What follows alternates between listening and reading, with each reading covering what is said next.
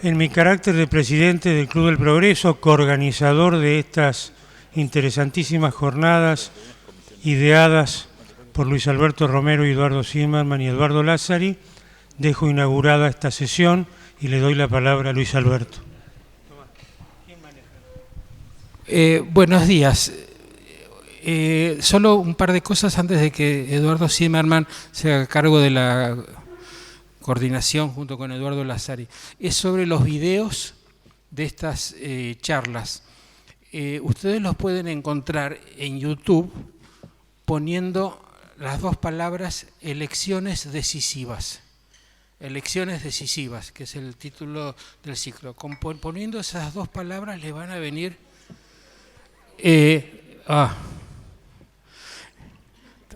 elecciones decisivas.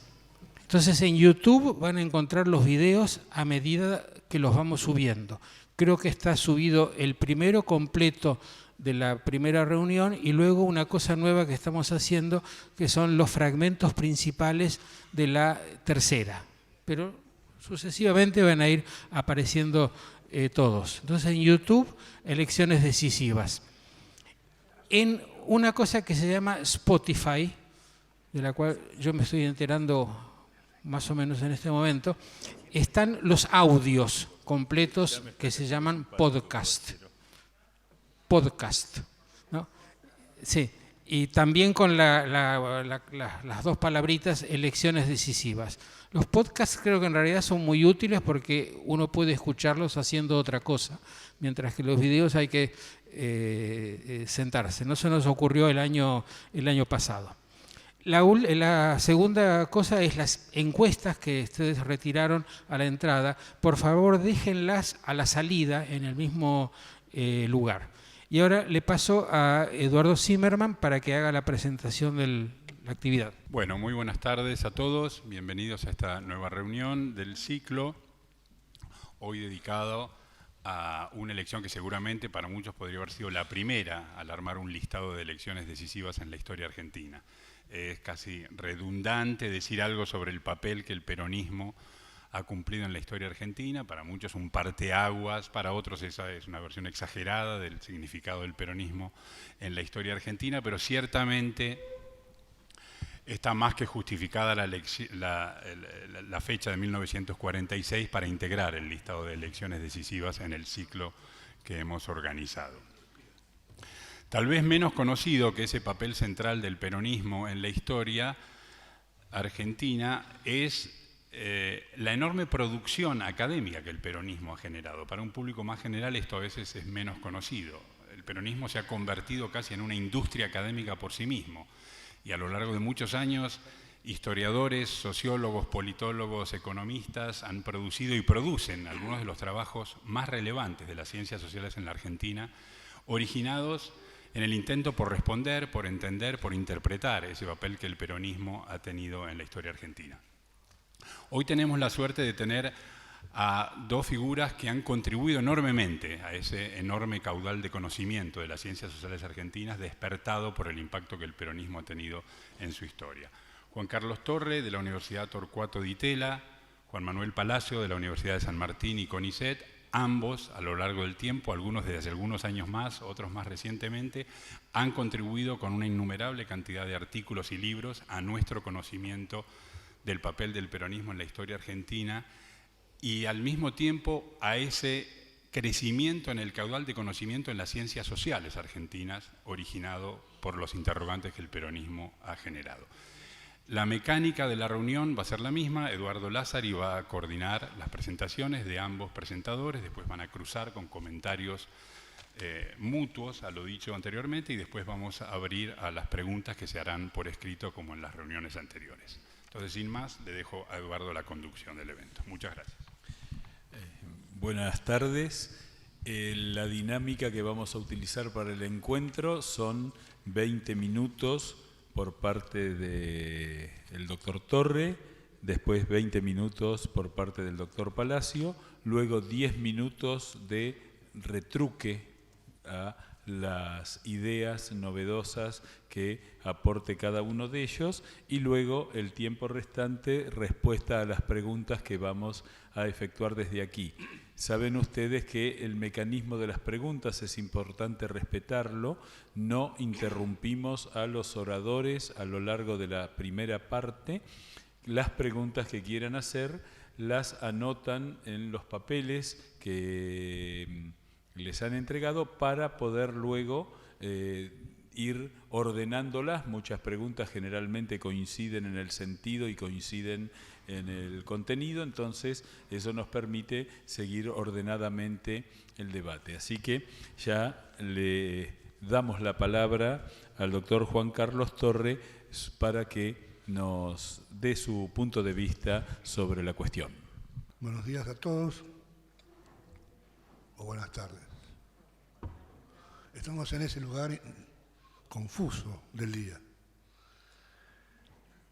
para hablar de un acontecimiento que no tuvo ninguna confusión. Las elecciones de 1946. Mala suerte, mala suerte.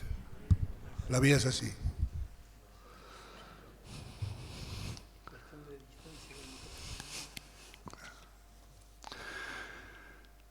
Las elecciones de febrero de 1946.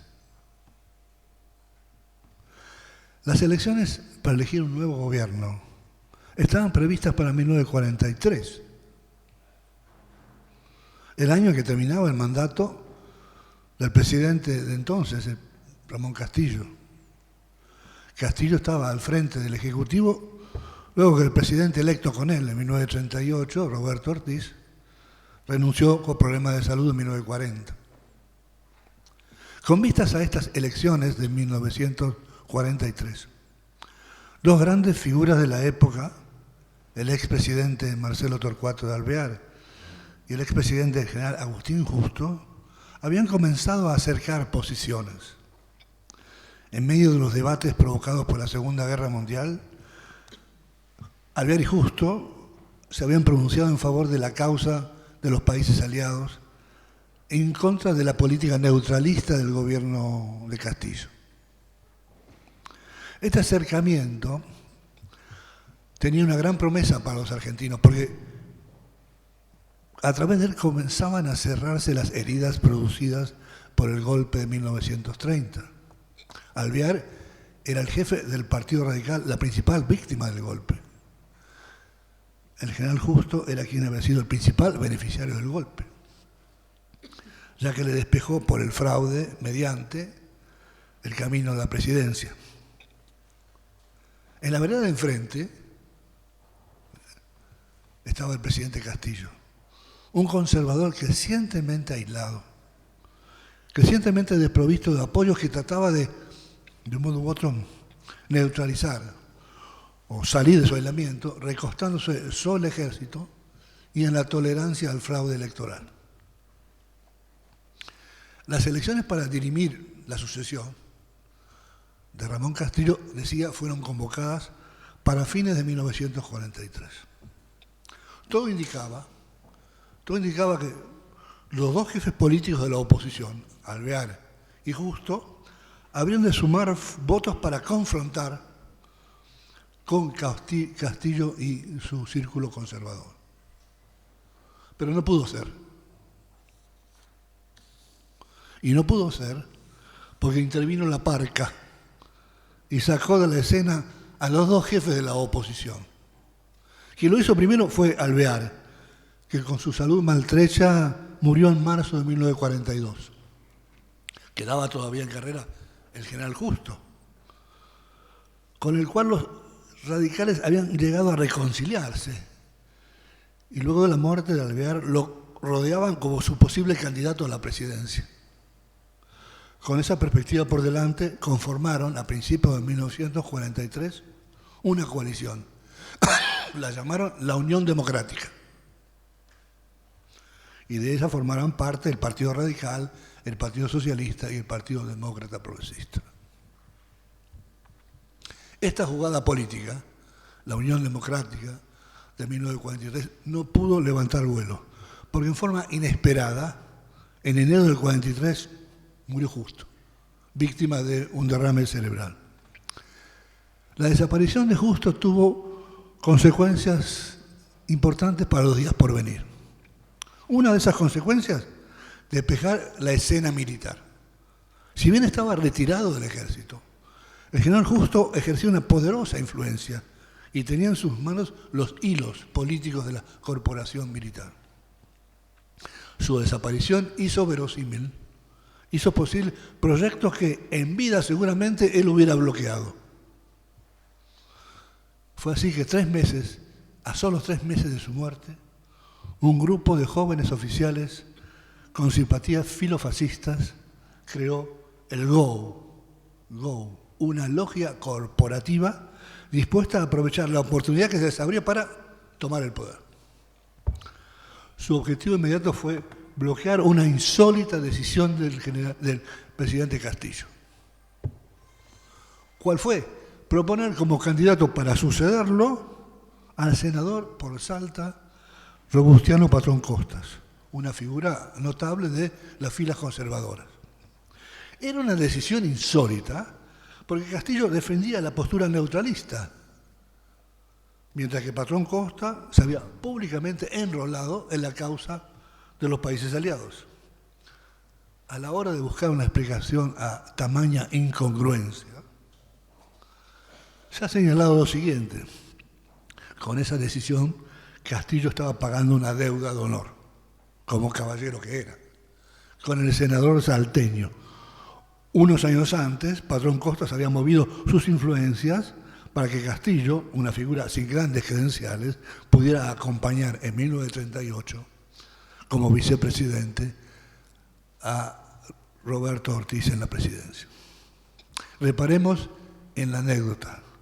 En momentos en que la política del país estaba en vilo por la puja en torno al alineamiento del país en el conflicto por la Segunda Guerra Mundial, una puja a la que no era ajena la presión de los Estados Unidos contra el neutralismo argentino, Ramón Castillo se permitía, con gran libertad, una jugada personal a espalda de los bandos en pugna. Quienes reaccionaron con inquietud ante la eventual candidatura de Patrón Costa y con ella el fin del neutralismo argentino fueron precisamente esos jóvenes oficiales reunidos en torno al GO, que empezaron a conspirar para ganar voluntades. En su plan original fijaron como fecha del golpe que pensaban realizar septiembre de 1943. Pero la fecha del golpe se tuvo que adelantar. Y se adelantó por otra decisión de Ramón Castillo.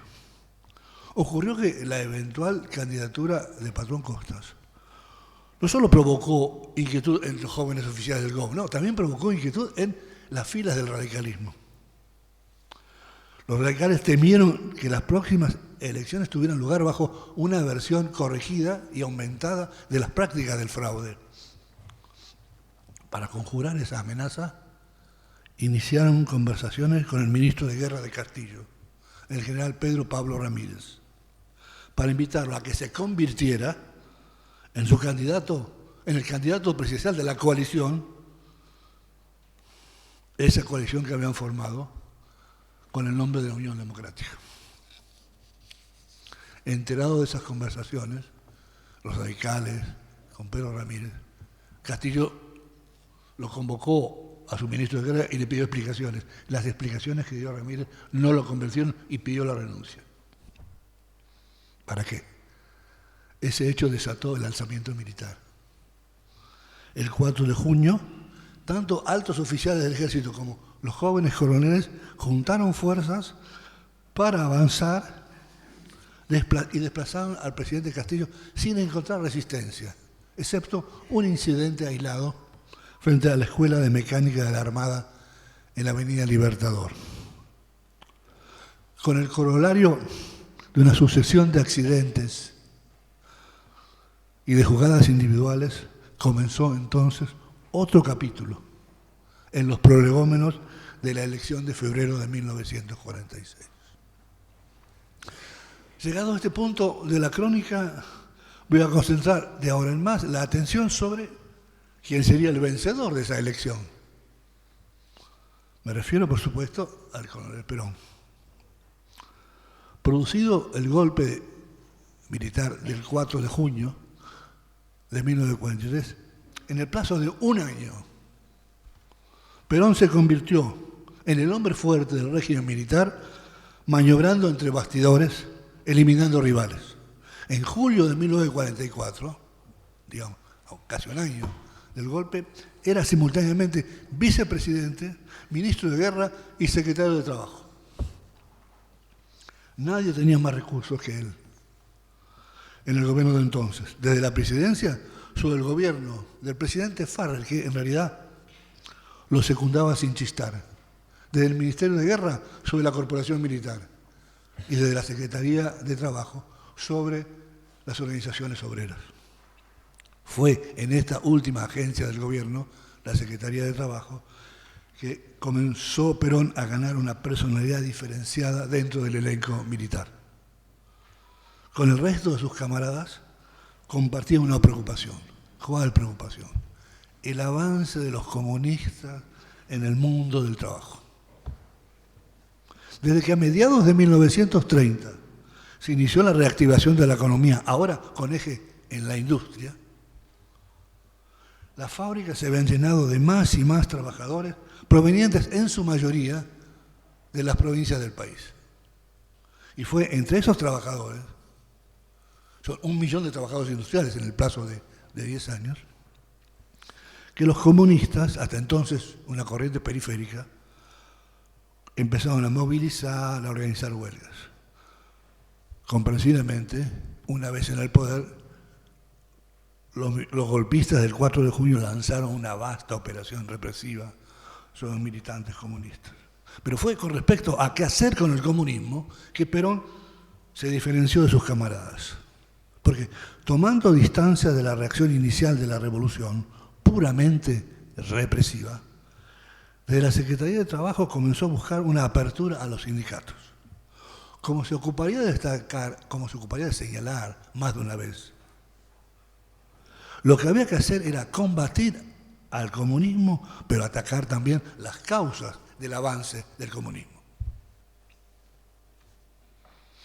No bastaba la represión, era preciso algún tipo de apertura y por lo tanto, desde ese lugar, los poderes públicos promovieron la sindicalización, impusieron la negociación colectiva, repararon viejos agravios. Más que suscitados por la fuerza de la movilización obrera todavía débil, estas iniciativas tenían una función preventiva desde la perspectiva de Perón. ¿Cuál? Conjurar el riesgo potencial del ascenso del comunismo a la vista del precario estado de las relaciones laborales en Argentina. Había que hacer algo. Al tiempo que ponía en marcha la apertura laboral, con muy buena recepción entre los gremialistas, Perón se dirigió a los empresarios y los invitó a colaborar para evitar una agudización de lo que él entreveía como la lucha de clases en la Argentina.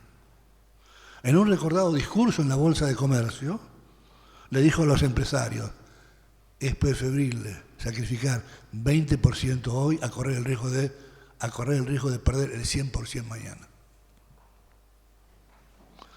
En su campaña, el secretario de Trabajo colocó su gestión bajo los auspicios de la doctrina social de la Iglesia, aunque también era visible en ella la experiencia del fascismo social europeo, que Perón había sido testigo en una breve estadía en la Italia de Benito Mussolini. Pero no estaba en los cálculos de Perón encaminar su empresa hacia un régimen de tipo corporativo, como que había capturado la imaginación de sus camaradas del GO. No. Perón se contó entre los primeros revolucionarios de junio en cobrar conciencia que estaba próximo el fin de la guerra, de la Segunda Guerra. Y con él, el triunfo de los ejércitos aliados, y con él, ese desenlace tenía una crucial consecuencia. ¿Cuál? decretaba el fin de las alternativas no democráticas al comunismo. Con esa convicción se preparó Perón al inevitable llamado a las urnas e inició conversaciones con dirigentes del Partido Radical, con dirigentes del Partido Conservador. Contaba a su favor con un oportuno recurso, ¿cuál? La muerte del doctor Alvear y de General Justo, que había sacado de la escena a los líderes naturales de la transición a la democracia política en la Argentina. Como prueba de sus intenciones, Perón, a comienzos de 1945, hizo un ajuste del régimen militar. Accediendo a los reclamos de Estados Unidos, rompió relaciones con Alemania y Japón. Los admiradores locales del nacionalsocialismo abandonaron sus cátedras. Se restablecieron las libertades públicas. Los partidos políticos volvieron a la legalidad. Se convocaron elecciones para febrero de 1946. En este contexto, cobró perfil un ambicioso proyecto. ¿Cuál? Con el auxilio de los aparatos partidarios de probada eficacia electoral, con el aporte de los dirigentes sindicales, con la colaboración que esperaba encontrar en las clases patronales, Perón fue reuniendo las piezas de una gran coalición con la que esperaba conducir, con el apoyo del ejército y la bendición de la Iglesia, los destinos de la Argentina de posguerra. Pero no pudo ser. Porque la distensión política promovida por Perón fue percibida como el anticipo de su próximo colapso. ¿Por parte de qué? De una desafiante oposición civil que desbordaba inclusive los canales partidarios y pasó a ocupar las calles, impaciente por ver realizada en la Argentina la victoria del antifascismo visible en los campos de batalla del mundo. Luego las clases patronales se sumaron a esa movilización en favor de la Constitución y utilizaron esa bandera para detener la marcha de las reformas laborales. Entonces, en esas circunstancias, Perón hace un giro estratégico. Abandona su discurso de paz y orden social, proclama el fin de la dominación burguesa y el comienzo de la era de las masas y denuncia un complot reaccionario contra su obra de reparación social. La reacción del vasto arco opositor no se hizo esperar y al final rindió su fruto. ¿Por qué? Porque el 9 de octubre un sector del ejército forzó a Perón a renunciar a todos sus cargos y lo sacó de circulación.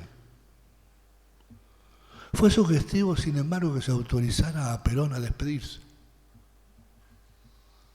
por la cadena nacional de radio. Y cuando lo hizo, pidió a los trabajadores que defendieran su obra y pusieran un freno a las fuerzas reaccionarias. Ya conocemos el desenlace de este capítulo de nuestra historia.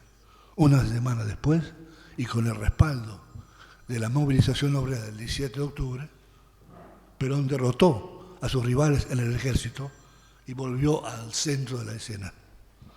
Todo el poder a Perón, fue el titular del diario inglés The Times, como balance de esa jornada histórica de octubre.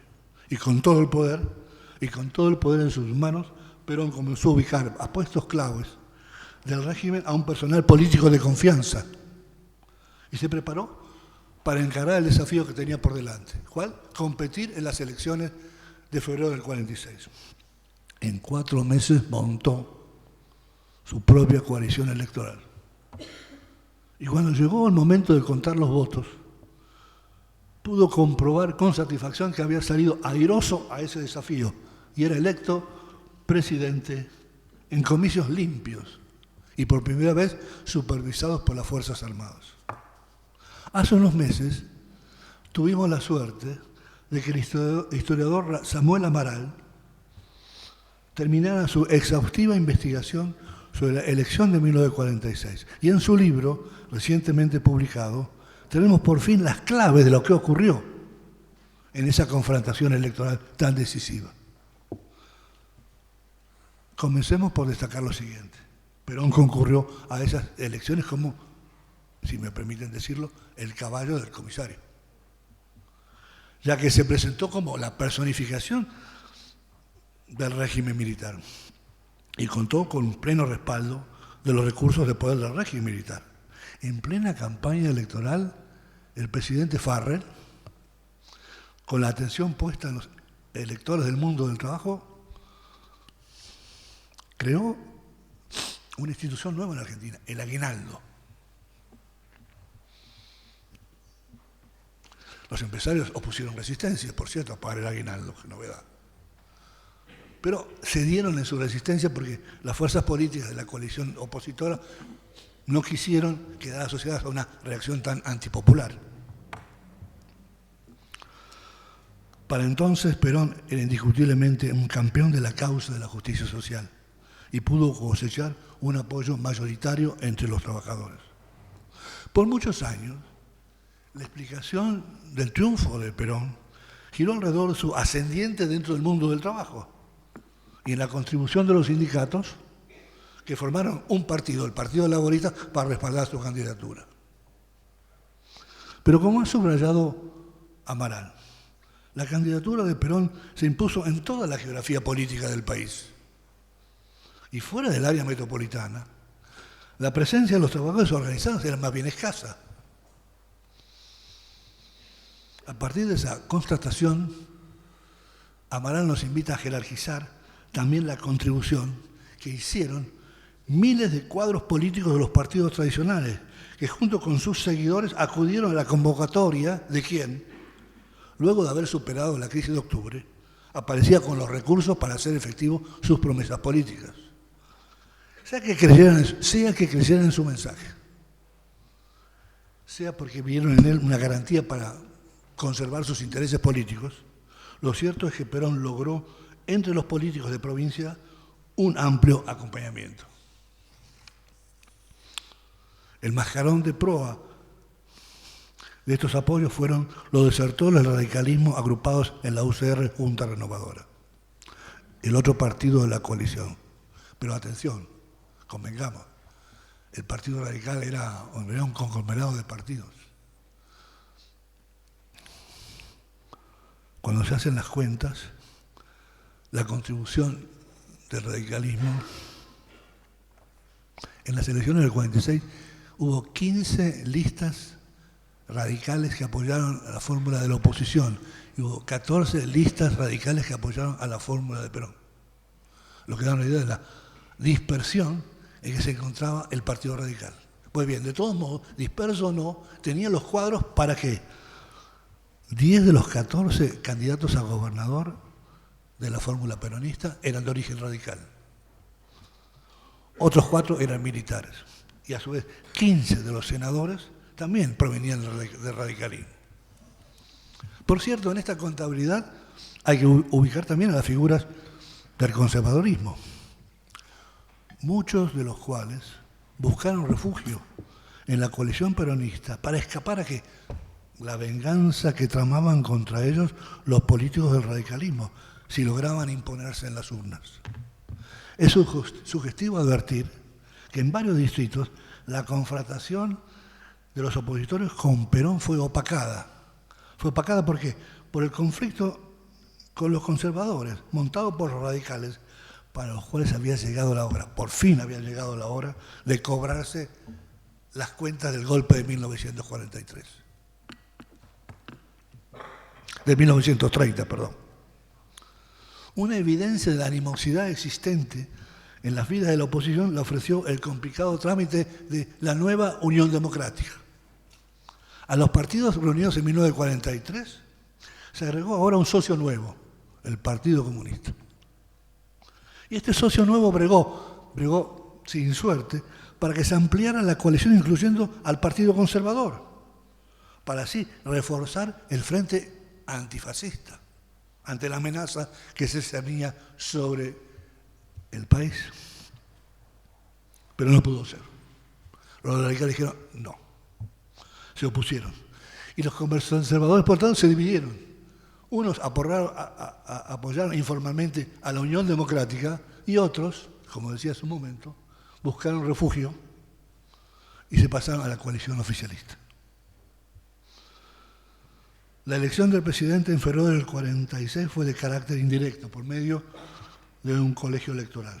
Hecho el escrutinio, la fórmula encabezada por Perón y Hortensio Quijano, un radical, recibió 53,75% de los votos. 53,75%. ¿Okay? Mientras que los candidatos de la Unión Democrática, dos radicales, José Tamborini y Enrique Mosca, recibieron el 46,25%. ¿Okay? 53-46. De acuerdo a la ley vigente, la lista de electores que tenía la mayoría relativa en cada distrito se quedaba con la totalidad de los cargos de electores en disputa. Esta fue la clave del contundente victoria de Perón, porque sus electores representaron finalmente el 80% del total del colegio electoral, mientras que los electores de Tamborini y Mosca apenas pudieron reunir el 19% de los electores. Este triunfo oficialista de la fórmula de Perón se amplificó en los otros cargos en disputa, ya que todos los cargos electivos del país se elegían al mismo tiempo, debido al quiebre institucional provocado por la Revolución de 1943. Se elegía todo es. Y entonces, ¿qué? Los candidatos a gobernadores de la Alianza Peronista triunfaron en 14 de las 15 provincias. A su vez, los partidarios de Perón y Quijano eligieron 109 diputados. Y la Unión Democrática solo logró sumar 49 diputados. En resumen, los resultados electorales le otorgaron a Perón un poder institucional como ningún otro presidente había logrado en el pasado. Al instalarse en la presidencia, el 4 de junio de 1946, Perón pudo entonces, con esa magnitud de poder institucional, comenzar a satisfacer las expectativas de sus seguidores y justificar con creces los temores de sus adversarios. Ahí está. Hasta ahí llegué.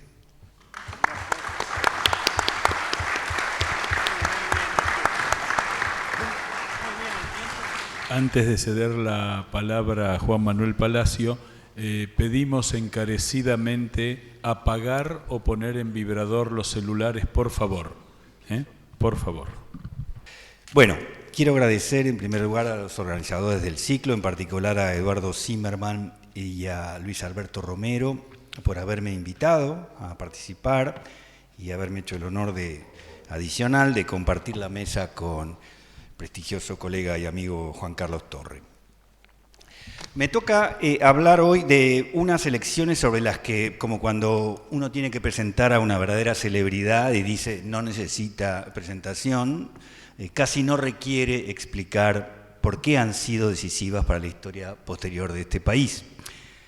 En particular, dicho esto en estos días en que otra versión del peronismo, o mejor dicho dos, o quién sabe si tres, se disputarán una vez más la elección por la presidencia de la Nación 73 años después de aquella. Yo no voy a hablar de la elección en sí, ya lo ha hecho recién Juan Carlos, es decir, que no me referiré al sustantivo del título de este ciclo sobre elecciones decisivas. Me concentraré, en cambio, en el adjetivo. Quiero decir, trataré de preguntarme por las razones que hicieron decisivas a dichas elecciones para la historia contemporánea del país. Y me pregunto entonces, ¿qué cosas son esas que hizo Perón antes y confirmó después de su triunfo en 1946 para convertir en decisivas a las elecciones de ese año? ¿En qué consiste ese legado tan perdurable y hasta qué punto significó un giro en el transcurso de la historia? Pero además, ¿cuántas y cuáles de esas acciones hay que atribuirlas a la voluntad, decisión y vocación de cambio de Perón y cuáles a la fuerza de procesos estructurales que se venían desarrollando en el país y solo faltaba un agente que las implementara? En otras palabras, ¿hay que atribuirle a Perón la paternidad de alguno de los cambios que introdujo o de todos? ¿O por el contrario, considerarlo un mero intérprete de su tiempo? Un ejecutor más o menos eficiente de procesos de más larga data que igualmente iban a cristalizar más tarde o más temprano. Y si así fuera, ¿podría esperarse de un gobierno de la Unión Democrática, de la de 1946, que llevara adelante políticas similares a las que implementó Perón, en cuyo caso el resultado de la elección de 1946 era más o menos irrelevante? ¿O por el contrario, dichas elecciones fueron decisivas porque el que triunfó fue Perón? Porque en efecto alguien podría decir, y se ha dicho, que muchas de las políticas que llevó a cabo eran cosas que de todas maneras estaban madurando en la Argentina y el mundo, y por lo tanto iban a cristalizar, si no en 1946 y de la mano de Perón, en ese año o en un futuro no muy lejano de la mano de otro gobierno. Algo así especuló hace un tiempo mi compañero de mesa hoy, Juan Carlos Torre, en un brillante artículo contrafáctico en el que luego de imaginar un desenlace distinto del 17 de octubre, contaba la historia ficticia del gobierno resultante de la Unión Democrática, triunfadora en 1946. Y es que en verdad no es impensable que muchas de las cosas que instituyó el primer peronismo y que hoy consideramos emblemáticas de sus gobiernos, pudiera haberlas implementado también, más tarde o más temprano, con mayor o menor intensidad o decisión, el gobierno de la Unión Democrática o algún otro que lo sucediera, ya que tenían, digámoslo así, la fuerza de la inercia de la historia. Me refiero, por ejemplo, al avance del Estado sobre las relaciones económicas y sociales, las políticas económicas tendientes al fomento del mercado interno y la industria, pero también a conquistas más inequívocamente consideradas peronistas, como el voto femenino, el progreso de los derechos laborales o la organización del movimiento obrero. Todas esas cosas eran procesos en marcha en el país, por lo menos desde los tempranos años 30, y formaban parte además de un verdadero clima de ideas internacional en torno a esos temas que excedía las fronteras del país. Entonces vuelvo a preguntarme, ¿qué sería lo original del peronismo, lo que le da su carácter distintivo? En otras palabras, lo que no hubiera hecho o no era previsible que hiciera otro gobierno que no fuera el de él en 1946 y por lo tanto hace decisivo su triunfo en ese año. ¿Cuál fue ese giro original, inesperado, ese paso más allá de lo previsible que dio, que escapó al signo de los tiempos y lo convierte en una persona excepcional y en un fenómeno único que produjo un parteaguas en la historia argentina? No hay, claro está, una respuesta unívoca a esa pregunta. Solo sabemos qué ocurrió, pero como suele pasar con fenómenos tan decisivos, las explicaciones suelen ser múltiples. Por eso, en lo que sigue yo quisiera concentrarme en uno de esos legados del primer peronismo que posibilitó su triunfo en 1946, que a mi entender ha marcado a fuego la historia posterior del país. Me refiero al gran proyecto de institucionalización de los derechos de los trabajadores que llevó a cabo de la mano del aparato estatal desde su primer puesto de secretario de Trabajo y Previsión a fines de 1943 y coronó durante sus primeras presidencias. Este proyecto consistió no solo en una ampliación inédita de esos derechos a través de una numerosa y renovada legislación, sino además, fundamentalmente, en una firme voluntad de vigilar su aplicación en todo el país a través de instituciones especialmente creadas o rediseñadas para hacerlo. Fue la combinación de esos dos elementos, desconocida hasta entonces en nuestra historia, la que le da a las políticas laborales del peronismo su carácter original y explica las razones profundas del lazo perdurable que estableció con las clases trabajadoras del país hasta el día de hoy. Vale la pena entonces detenerse en el desarrollo de ese proyecto. Desde el día 1 en que asumió como secretario de Trabajo y Previsión, Perón se dedicó a diseñar un ambicioso programa legislativo para la protección y regulación del trabajo que, al final del camino, no solo superó en número la legislación laboral producida por todos los gobiernos anteriores sumados, sino que abarcó terrenos hasta el momento intocados por la regulación estatal, como el trabajo de los peones rurales, la institución del aguinaldo o las vacaciones pagas. Fue un verdadero diluvio que, para usar la elocuente expresión del historiador norteamericano John French al referirse a la política laboral de Getúlio Vargas en Brasil, terminó ahogando en leyes a los trabajadores argentinos.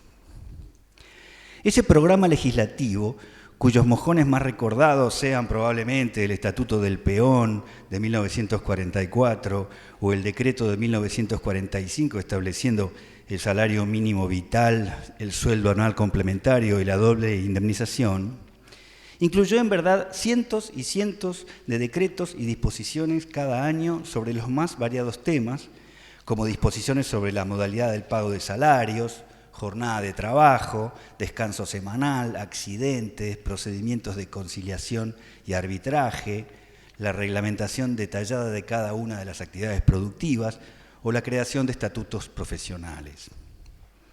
Tanto el espectro como el ritmo que le imprimió a ese programa legislativo, que no se detuvo y por el contrario se profundizó una vez que accedió a la presidencia, ya hablan de una ambición reguladora inédita hasta entonces. Sin embargo, las de Perón no eran las primeras leyes laborales del país, ni era él el único impulsor de la legislación social en la Argentina de esos años. Existían, por ejemplo, no solo un corpus de legislación laboral previa, sino además antecedentes parlamentarios de muchas de las iniciativas legislativas de Perón, amén de un clima de ideas ya mencionado en todo el mundo, occidental, por lo menos desde el principio del siglo XX, a favor del desarrollo de la legislación social y laboral y de un Estado protector de los derechos de los trabajadores. Por eso, como digo, lo verdaderamente distintivo del peronismo en esta materia, que hizo su experiencia distinta a todo lo conocido, fue la combinación entre esa superproducción de leyes y el empeño que puso, ya desde 1943 y luego durante sus presidencias, en su aplicación. Empeño que se tradujo en la creación de un aparato institucional nuevo, o en algunos casos renovado, dedicado específicamente a controlar el cumplimiento de la ley, que era la otra cara de la moneda de su política laboral. Allí sí, creo yo, encontramos una diferencia, pero una fundamental, no solo entre Perón y sus predecesores, sino entre Perón y lo que podía esperarse de sus contrincantes en la elección de 1946. Fue algo que no estaba en ninguna tradición anterior del país, definitivamente no en esa medida, y constituyó un verdadero salto cualitativo, tanto en la política social como en la historia del Estado, que hizo toda la diferencia. La mejor evidencia de lo que digo es la perplejidad que esa actitud tan decidida provocó en los mismos contemporáneos, entre los que incluyo no solo a los empresarios, industriales y terratenientes, sino también a los mismos trabajadores. Y en particular a los que habitaban las provincias, territorios nacionales y lugares más alejados del país, que estaban menos habituados a sentir con tanta fuerza los efectos de las políticas diseñadas en la capital de la República. Porque tanto como intervenir en la regulación de las relaciones laborales en favor de los trabajadores, el propósito apenas disimulado detrás de esas políticas fue el de construir el poder del Estado Nacional en todo el territorio de la República, de manera de nacionalizar y centralizar la política pública, doblegando donde fuera necesario las resistencias de los poderes provinciales. Dos fueron las instituciones clave que se encargaron de ejecutar este ambicioso proyecto. La primera es la más famosa, aunque mucho más mentada que estudiada, la Secretaría de Trabajo y Previsión, dependencia que crea Perón a fines de 1943 sobre la base del antiguo Departamento Nacional del Trabajo. Entre esa fecha y 1946, esa dependencia fue, además del lugar desde donde Perón construyó su carrera política, la usina de su ambicioso proyecto legislativo y el cuartel general desde donde ejecutó su programa de intervención social. La nueva Secretaría absorbió a todos los departamentos y oficinas de trabajo que existían en las provincias, así como a otras dependencias del Estado Nacional relacionadas con lo social, que estaban distribuidas en diversos ministerios, reparticiones públicas, transformándose así en una gigantesca repartición fuertemente centralizada. Además de generar toda la legislación en materia laboral, decretos primero, proyectos de ley luego de 1946, la Secretaría estaba encargada de su control en todo el país, ya que funcionaba como policía de trabajo en cada jurisdicción, con la capacidad de hacer inspecciones, recibir denuncias y multar a los infractores, así como de intervenir en todos los conflictos laborales que se produjeran a partir de un sistema unificado de conciliación y arbitraje entre obreros y patronos. Una de las claves del éxito de esta perfeccionada maquinaria institucional fue el gran despliegue territorial que tuvo, mediante la creación de una gran red tentacular de delegaciones provinciales y subdelegaciones regionales y locales distribuidas estratégicamente en toda la geografía nacional, que respondían en un cerrado organigrama administrativo a las directivas de la Oficina Central en Buenos Aires. Estas delegaciones operaron muy eficazmente, no solo para controlar la aplicación de la ley hasta en las regiones más remotas, sino que se convirtieron en verdaderos lugares de difusión de las normas y en canales de asesoramiento y patrocinio legal de los trabajadores. En sus dependencias se informaba a los trabajadores sobre sus derechos y las nuevas leyes y decretos, pero además se los asesoraba sobre cómo hacerlos valer ante los estrados judiciales en caso de una disputa. No por nada, las dos oficinas clave de estas delegaciones, que dependían directamente del delegado, eran las de propaganda, que tenía a su cargo la difusión y reproducción de los textos de las leyes y una distribución amplia de sus textos entre los trabajadores del lugar, y la de asesor letrado, que reunía un equipo de abogados que asesoraban a los trabajadores y eventualmente los representaban gratuitamente en los juicios. Por fin eran las delegaciones de la Secretaría que tenía lugar el primer paso procesal de los conflictos. Allí radicaban los trabajadores las denuncias y allí se hacía el primer intento de conciliación para evitar un desenlace judicial y se recababan los primeros testimonios y elementos de prueba para la eventualidad de un juicio. La otra institución clave del proyecto de institucionalización de los derechos laborales fue precisamente la justicia del trabajo, un fuero nuevo en el país creado por Perón en 1944 a través de un decreto. Estos tribunales tampoco fueron una ocurrencia de Perón, ni el fruto de su originalidad, sino que era una institución largamente esperada en ámbitos jurídicos y parlamentarios desde hacía décadas en el país y que ya había sido implementada en la mayoría de los países del mundo occidental y algunos de la región desde la primera década del siglo XX. Pero el nuevo fuero, que de acuerdo a las ideas en boga había nacido en el mundo con la misión de velar por los derechos de los trabajadores, cobró en la Argentina, de la mano del peronismo, un cariz singular y hasta podría decirse extremo. En efecto, más allá de que la función de proteger a la parte más débil de la relación laboral estaba en el centro del sustento doctrinario del nuevo fuero, Perón, que más allá de todos los antecedentes que existían era quien le había dado vida en el país, usó este rasgo para apropiarse de la paternidad de la justicia laboral argentina. Eso implicó no solo convertirle en un eje central de su discurso proselitista antes y después de las elecciones de 1946, sino también tomar medidas muy concretas para que los nuevos tribunales fueran encarnados por jueces que se convirtieran en fieles ejecutores de las leyes laborales y de sus ideas en materia social. Había creado así, según sus propias palabras, la justicia de los trabajadores, en oposición a la justicia de la oligarquía, o simplemente su justicia, la justicia peronista. Estos tribunales, junto con la acción de la Secretaría y sus delegaciones ya referidas, fueron determinantes para la ejecución fiel y acabada del programa legislativo del peronismo. En sus estrados ocurrió a poco de andar algo que nadie esperaba en la Argentina de 1946, que los trabajadores urbanos o rurales por igual comenzaran a ganarle sistemáticamente los juicios a sus patrones. Esta novedad, que además, como sabemos, había venido para quedarse en nuestro país, produjo un verdadero shock en el mundo de las relaciones laborales.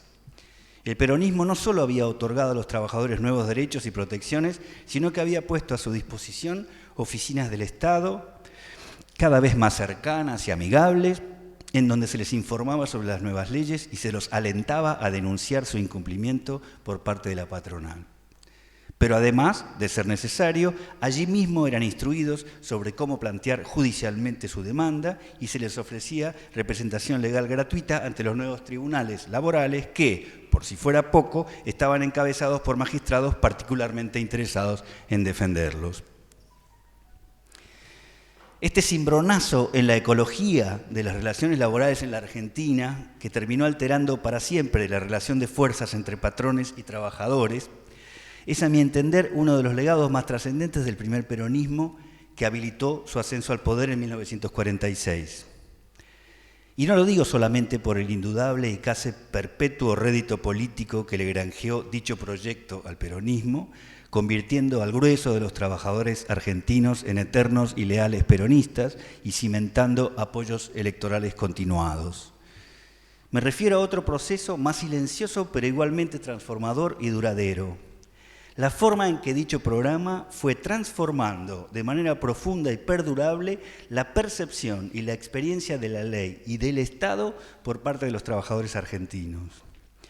La acción combinada de las instituciones aquí descriptas, junto a una actitud proactiva que muy rápidamente sostuvieron los trabajadores mismos, haciendo uso intensivo de ellas, fue forjando con el tiempo una conciencia legal y un lenguaje de derechos entre los trabajadores que una vez adquiridos ya no iban a olvidar.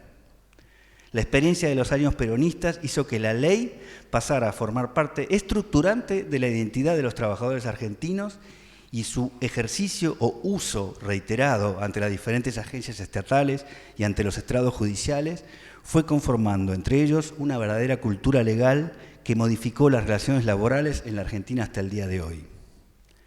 Curioso legado el de la ley y las instituciones para un gobierno que se supone fue una de las expresiones más claras y fundacionales del populismo latinoamericano. Muchas gracias.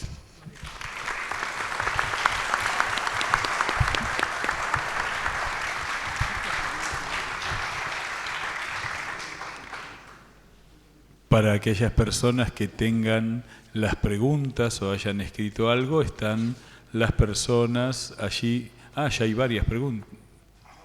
Son los papeles. Así que si alguien quiere hacer una pregunta por escrito, levante la mano que Ignacio les va a alcanzar el papel para poder hacerla. Luego las vamos a ver. Le cedemos nuevamente a Juan Carlos el micrófono. Bueno, según la regla de juego, yo tendría que hacer un comentario crítico a lo que ha dicho mi amigo. Tengo que criticarlo, ¿no? Está bien, está bien.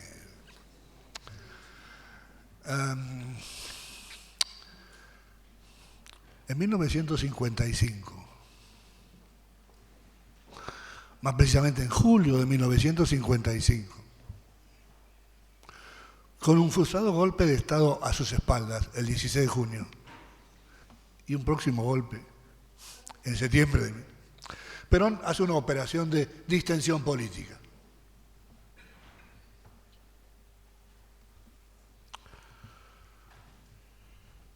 Entre otras cosas, le permite a la oposición usar la radio por primera vez en 10 años para que exprese su opinión. Pero todo eso lo va a hacer en el marco de un discurso donde va a decir: es verdad,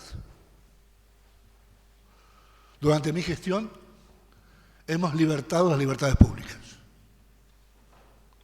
Lo hemos hecho, si quieren, de la mejor manera, pero en todo caso, si cada cual quisiera hacer lo que quisiese, no hubiéramos podido alcanzar nuestros objetivos. Para alcanzar los objetivos que nos propusimos, debimos limitar las libertades. Ahora, ese proceso ha terminado. Esa etapa de construcción ha terminado. Ahora, dice Perón, dejo de ser el presidente de los peronistas para ser el presidente de todos los argentinos, amigos o adversarios. Perón confiesa aquí, a pesar suyo, en todo caso, no voy a entrar a hacer un juicio de intención, lo que buena parte del mundo sabía, que los avances en la política social se han sido paralelos a un atrofiamiento de las libertades públicas. Comenzamos por donde Palacios formuló la pregunta. lo que va a ocurrir a partir del año 46, inclusive 43. Ya venía insinuándose en la Argentina esos avances en política social. Ya estaban, de un modo u otro, en las sombras, procesándose. Efectivamente sí. Efectivamente sí. A partir de la década del 30, Argentina comienza a corregir una ausencia fundamental en materia de legislación laboral. Y sobre todo en la provincia de Buenos Aires, que era el corazón de la industrialización del mundo obrero, el Departamento de Trabajo de la provincia de Buenos Aires comienza a montar operaciones de conciliación. Invita a las partes a ponerse de acuerdo. Hay ahí gestos en la dirección de lo que se va a llamar la negociación colectiva. No tiene poder legal detrás ese Departamento de Trabajo en la provincia de Buenos Aires, pero de todos modos tiene un espíritu. Las cuestiones del trabajo no pueden quedar en manos del mercado. De modo que uno puede decir que el país estaba caminando en una dirección. Y yo creo que esa dirección, de un modo u otro, se iba a plasmar en la fórmula que entre Alvear y Justo estaban pergeñando para conducir los destinos de la Argentina hacia lo que podemos llamar la sociedad de masas. Ocurre que, por lo que hemos dicho, ese camino fue obturado y en su lugar vino otro, el que abrió con fuerza, ¿no?, la revolución del 43 y más tarde el triunfo electoral del 46. Y ese camino todavía lento comienza a adquirir un vértigo, una rapidez fenomenal. Y es lo que nos ha ilustrado aquí Palacios. Lo que importa aquí es decir el formato institucional en el marco del cual se dio ese avance. El formato institucional del cual se dio ese avance, pero él mismo lo confesó en julio del 55. Fue de un régimen autoritario. En todo caso, en 1952, el Congreso convirtió al justicialismo en doctrina nacional. Punto. Eso, de un modo u otro, es un sesgo. Es un sesgo que, a mi juicio, va a contaminar esa obra de construcción que bien ha detallado o nos ha contado Palacios. Los avances de la Argentina hacia un orden social más equitativo, los avances de la Argentina hacia una justicia social más generalizada, se convirtieron en la justicia peronista. Y el adjetivo aquí contamina todo el proceso. El adjetivo aquí contamina todo este proceso porque en lugar de hacer un avance, digamos así, parsimonioso, va a ser un avance muy fuerte en una cancha inclinada.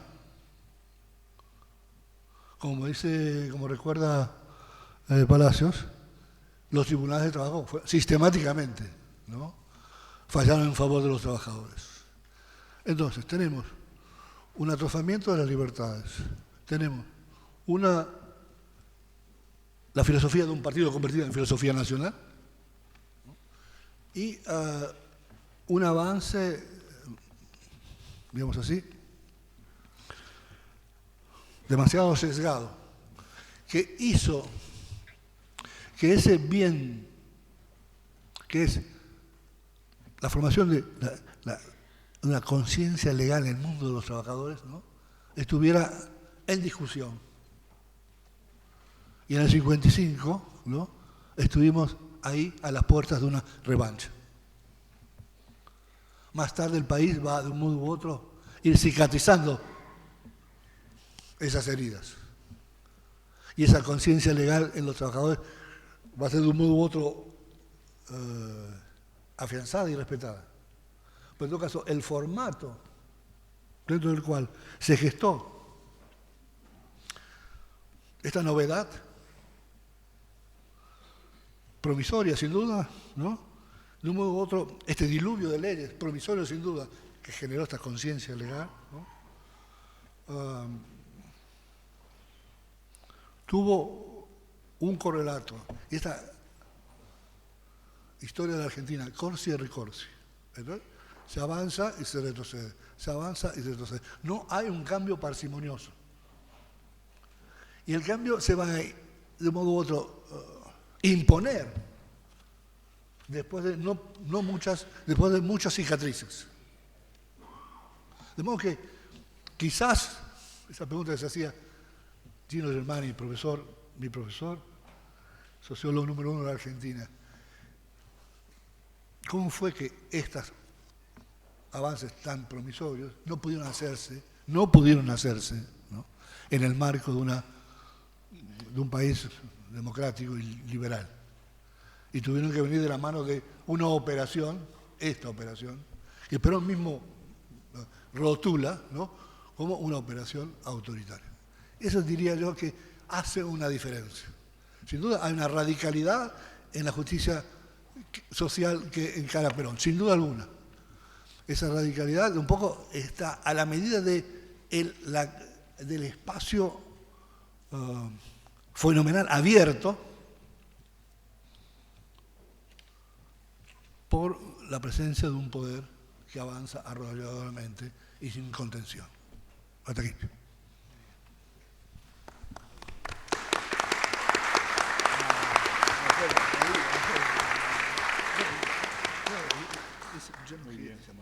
Es interesante lo que plantea Juan Carlos.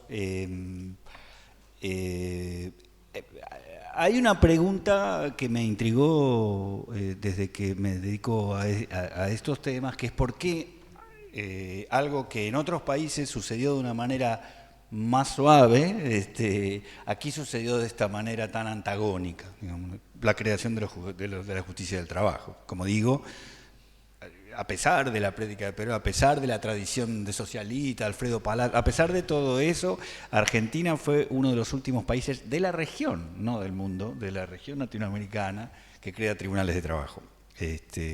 O sea que eso, había un consenso muy grande en el mundo, y en la Argentina también había un grupo muy fuerte de laboralistas que venían operando en las universidades, creando cátedras de derecho laborales, y desde el principio del siglo XX el consenso estaba. Entonces, ¿por qué tuvo que darse en la Argentina únicamente a través de un gobierno militar y por un decreto, ¿no?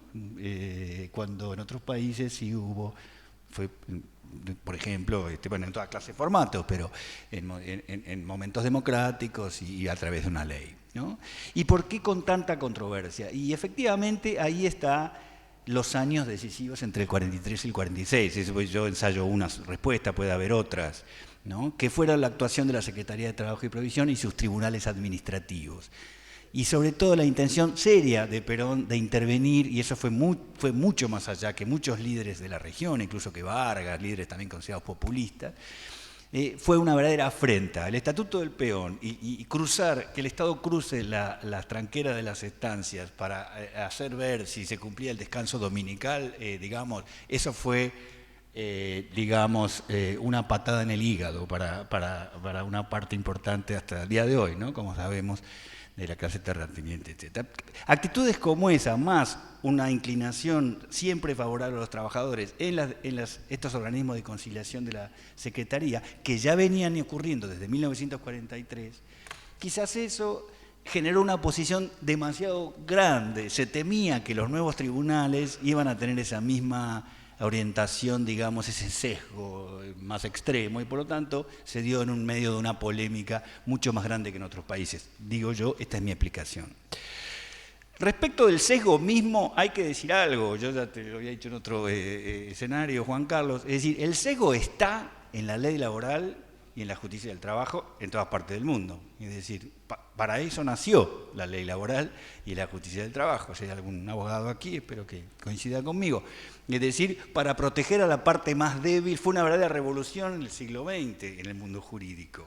Descubrir que el contrato de locación, según se consideraba en nuestras constituciones liberales, que supone un arreglo entre dos partes iguales con el mismo poder, era un contrato entre dos partes profundamente desiguales. Alguien que tiene mucho poder y alguien que no tiene mucho poder. Y la ley laboral se diseñó para proteger a la parte más débil. Y los juzgados laborales y las tribunales laborales en todo el mundo se crearon para hacer valer esa ley que protegiera a la parte más débil. De manera tal que el plano inclinado que menciona Juan Carlos no era una invención peronista. Ahora, Perón era muy pícaro, entonces dijo, esto es mi creación, todos estos años, y eso tenía razón, en la Argentina nadie creó los tribunales de trabajo, por más que hubo proyectos, yo sí los creo, pues, y entonces por fin voy a llevar yo, se apropió, voy a llevar yo la justicia a los trabajadores, generando probablemente más antagonismo. De manera tal que me parece que lo que hay es como un paso más irritativo que hace que en el caso de la Argentina se haya dado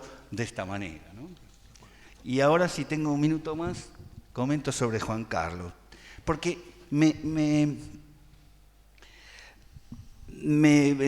con la intervención tuya de hoy noto, me corregirás, cierta insistencia tuya en el ejercicio contrafactual que hiciste aquella vez y que mencioné en ese artículo tan lindo, donde qué hubiera pasado si, ¿no? Hubiera ganado la Unión Democrática, ¿no? Entonces, no sé, noto como un intento por volver a introducir el acontecimiento, el episodio, lo no previsto, ¿no? Es decir, la muerte de Justo, el derrame cerebral, ¿no? Porque que desató o liberó las manos de los militares, y entonces se dio el golpe, y entonces vino Perón, entonces cambió todo, ¿no? Entonces, es interesante, los historiadores generalmente subestimamos el episodio, creemos más en estructuras. Entonces y ahí tiene un poco el comentario y la pregunta, ¿no? Si como en aquel artículo vos pensás que, o mejor dicho, que alguna clase de peronismo igual se hubiera dado en la Argentina sin el ataque cerebral de Juan B. Justo. Y en particular con los trabajadores, ¿no? Habrían sido como... De Agustín P. Justo, perdón, Furcio. De Agustín P. Justo.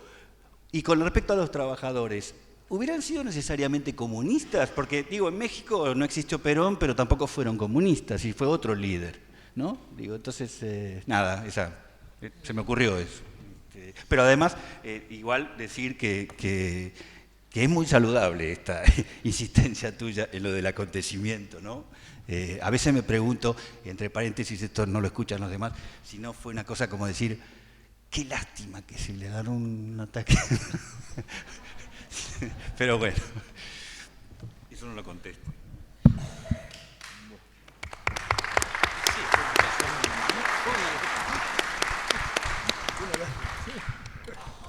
Bueno, agradeciendo las muy medulosas participaciones de Torre y Palacio, realmente muy, además, ayudados por el texto, muy ordenadas, ¿no? Que a veces la improvisación las confunde. Vamos a las preguntas.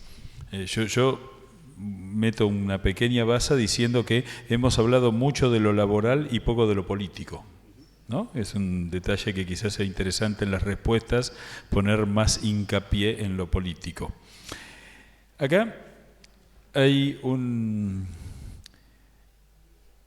son algunas preguntas para ambos, las voy a juntar porque dice, Perón antes de tomar el poder viajó a Italia y a Alemania, creo que eso no es correcto, no viajó a Alemania, pero para estudiar las doctrinas fascistas y nazis para tomar el poder en la Argentina, y eso se complementa con lo que mostró la historia fue que las reformas y ampliaciones de los derechos fueron tomadas de Palacios. Varios dicen si la legislación laboral antes del 46 existía o no, y si es verdad el origen de la política social de Palacios, ¿no? Mezclando, digamos, lo que serían los antecedentes de lo que después se iba a mostrar. Así que creo que esta como primera pregunta puede funcionar como disparador. ¿Cuál? ¿La de Italia? No. Es decir, si había cuestiones laborales previas en la Argentina y si Perón por esa razón fue a estudiarlo a Italia el tema. Es decir, Perón fue a Italia como agregado militar, me parece entender en la pregunta. ¿Fue como agregado militar o fue a estudiar las doctrinas laborales? Los viajes previos de Perón en Torre. Perfecto. Bueno. Permítanme una introducción, porque aquí el amigo Palacio ha recordado mi entusiasmo por los acontecimientos, las decisiones, las personas. Allí donde habitualmente la gente está acostumbrada a pensar la tecnología, la sociedad, etc. Perón en Italia. Perón se casó con una joven, hija de un fotógrafo del barrio de Belgrano, y con ella tuvo 10 años de feliz matrimonio hasta que se murió. 1938 se murió. 1938 se murió, se llamaba le decían Potota. Quedó en estado de desolación, pero la quería profundamente. Se tomó el auto y se fue al sur, pues su familia viene del sur, tiene campos allá. Se perdió en medio del paisaje de la Patagonia y sus amigos dijeron, hay que hacer algo por Juan, hay que sacarlo de ese estado de depresión. Y uno dijo, y si lo mandamos afuera, siempre es bueno airearse. ¿Y a dónde? ¿Y qué tal si lo mandamos a Italia? Y lo mandaron a Italia en el año 39 a entrenarse en la tropa de los alpinos, allá en los apeninos. Pero claro, era una persona curiosa, ojo, en su pasado es profesor de la escuela de guerra. A cada rato baja de los apeninos y se va a Roma, y Roma es el super espectáculo de Hollywood, que es Benito Mussolini arengando a las masas. Eso lo va a impresionar. Y eso es todo el fascismo que Perón va a aprender. Él no va a estudiar. Él va como observador interesado, ¿no? Y si no hubiera muerto Potota, quizás...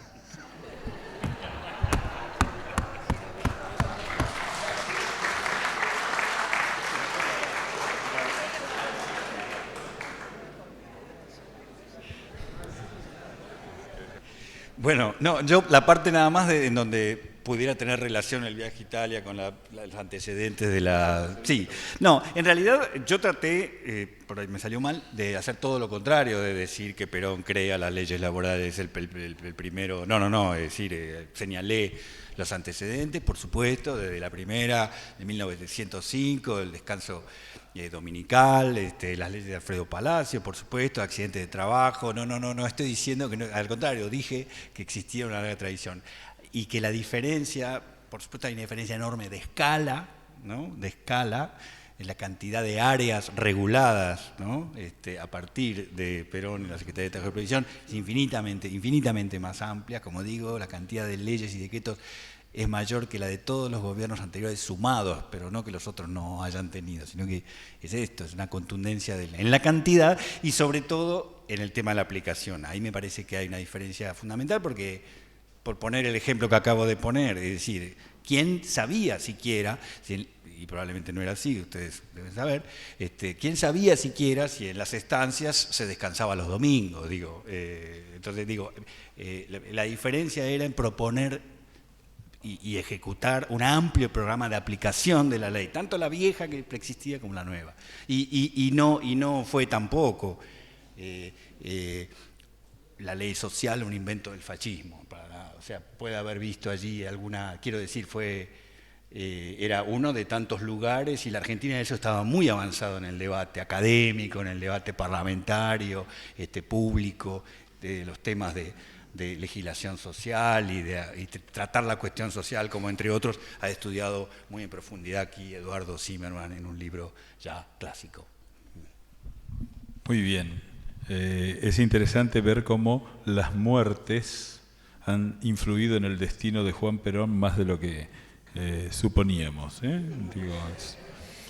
Es interesante ver cómo a veces la historia va por caminos exóticos al menos. Bueno, aquí hay una serie de preguntas que tienen que ver con el tema electoral, es decir, Perón se preocupa por las leyes laborales pensando en su proyecto político, porque después de las cuestiones laborales la actitud autoritaria de Perón no estaba prevista por él y aquí como un cuestionamiento, algo que dijo Juan Carlos, Perón ganó las elecciones desde el llano y ¿cuál es la razón por la que él logra el adelantamiento de las elecciones en 1946? Es decir, la salida rápida electoral en el momento que después que lo detienen recupera el poder político.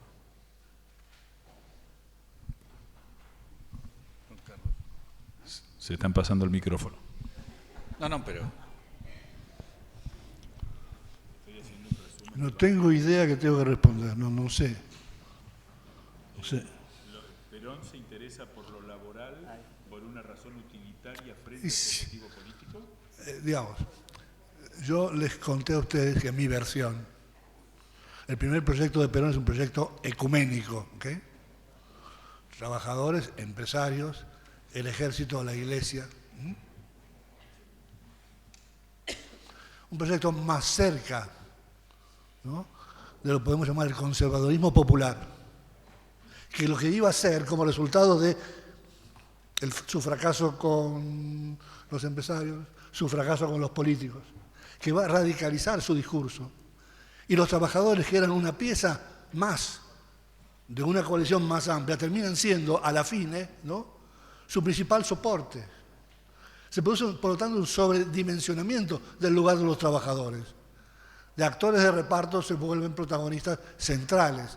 Y ese protagonismo central le va a imprimir, sin duda alguna, ¿no?, a la gestión de la justicia social de Perón, ¿no?, una fuerza que en una ecuación más amplia no hubiera tenido en principio. En todo caso, esa es la idea que tengo. Perón todo el tiempo, durante toda su gestión, se va a encontrar muchas veces como el aprendiz de brujo. ¿Por qué? Otorgó poder, derechos, conciencia social a un mundo que no siempre se disciplinó a sus, digamos así, a sus mandatos.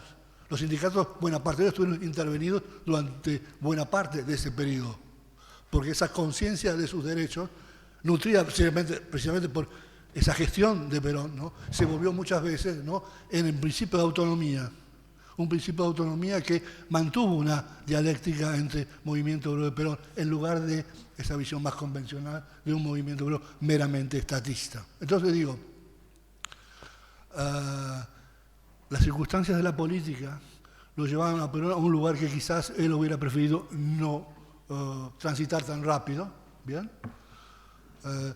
Él siempre fue más parsimonioso en su visión.